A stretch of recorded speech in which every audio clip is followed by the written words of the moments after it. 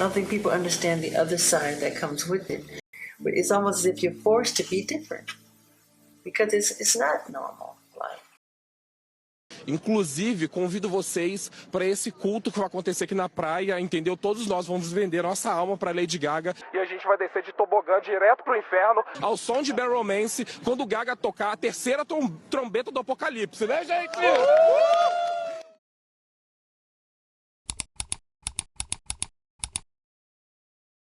Like you want to talk about studying, talking about the other day.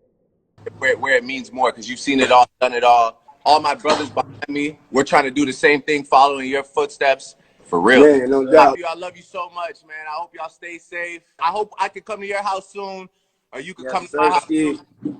Yo, we can't wait. We can't wait. No doubt, we love you. You know what I'm saying? And now, all my brothers behind me, we're trying to do the same thing, following your footsteps. Vivemos numa era estranha.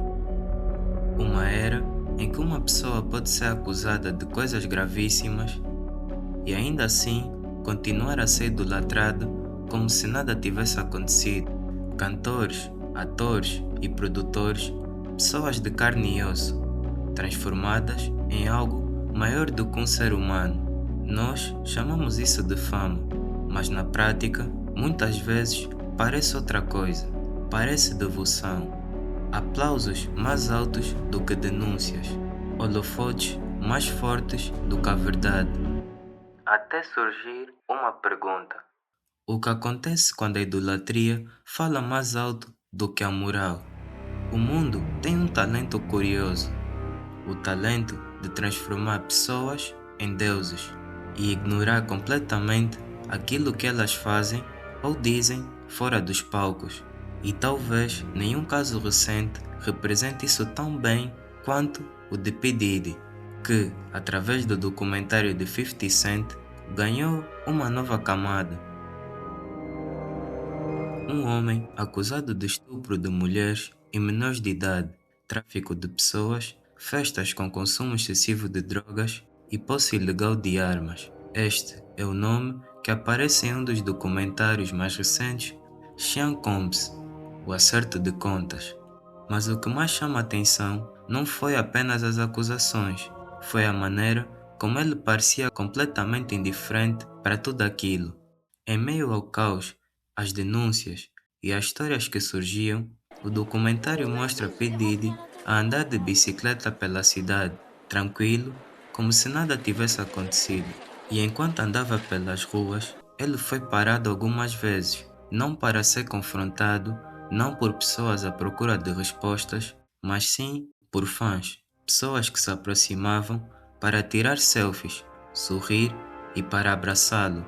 Nenhum confronto, nenhuma pergunta, nenhuma cobrança, apenas admiração.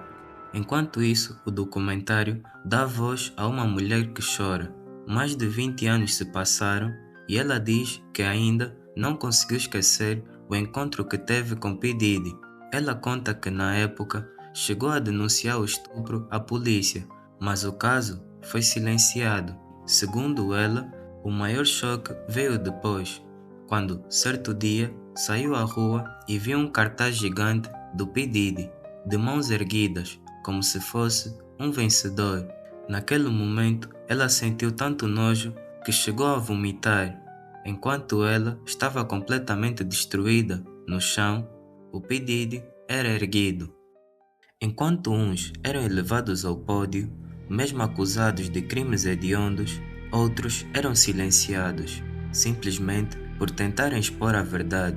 Por exemplo, em 1997, Fiona Apple fez exatamente isso. Ela subiu no palco e recusou a idolatria.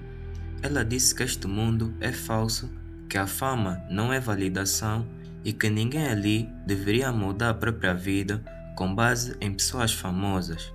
Depois disso, Fiona Apple simplesmente desapareceu do centro da indústria, não por falta de talento, mas sim por ter dito algo que esse sistema não gosta de ouvir. Que tipo de mundo aplaude homens acusados de crimes horríveis, mas silencia as pessoas destruídas por eles? É revoltante ver como, em ambos os casos, a verdade foi completamente silenciada. Enquanto multidões gritavam o nome dela, enquanto estádios lotavam, enquanto o dinheiro entrava, Britney Spears sentia estar a desaparecer por dentro.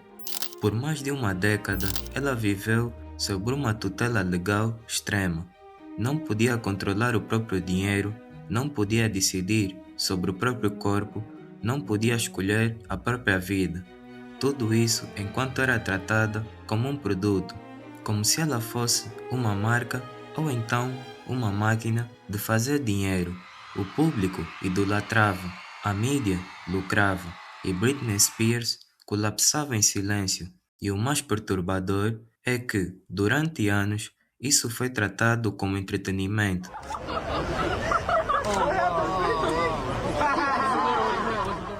O sofrimento virou meme, o colapso virou uma piada. A idolatria não destrói somente aqueles que estão colocados no pedestal, ela também destrói quem está preso nele. E talvez o caso dela lembra-nos que, por trás da fama, todos somos feitos da mesma carne e do mesmo osso, e que nenhum pedestal vai mudar isso. Mas a idolatria aos famosos não é algo que começou somente na nossa década. Multidões em êxtase, pessoas a desmaiar só por estarem perto dele, gritos, lágrimas e pessoas prestes a arrancarem os próprios cabelos simplesmente para poderem tocar nele. Para o mundo, Michael Jackson era mais do que um artista, era um ícone, um mito vivo. Mas por trás desse espetáculo existia um homem que repetia a mesma frase vezes sem conta. Eu nunca tive infância. Enquanto milhões o idolatravam, ele só queria ser normal, sair à rua sem ser perseguido, brincar, existir sem ser observado. Enquanto mais o mundo o colocava num pedestal, menos espaço ele tinha para poder viver a própria vida. Wherever the Jackson 5 would go, there would be mob scenes. We couldn't go in a shopping center or anywhere. It'd be just kids screaming and... A idolatria não o salvou, não o protegeu e também não o fez feliz. Apenas o transformou num produto impossível de ser humano. A verdade é que o mundo amou o artista Michael Jackson, mas falhou em reconhecer o homem que ele também era. E sempre que alguém tentou alertar o mundo, nem sempre foi ouvido. Alguns foram silenciados, outros ridicularizados. Enquanto isso, alguns eram erguidos ao topo. Depois de tudo isso, resta apenas uma pergunta simples. Por que continuamos a chamar de entretenimento aquilo que nos desumaniza? A idolatria não é admiração, é quando deixamos de ver a pessoa e passamos a consumir o personagem. Enquanto isso, erguemos ídolos, ignoramos vítimas. Enquanto aplaudimos o palco, esquecemos quem realmente foi esmagado por ele. Talvez o problema não seja apenas em quem está lá em cima, mas sim em quem continua a olhar para cima, porque sem plateia, nenhum ídolo se sustenta.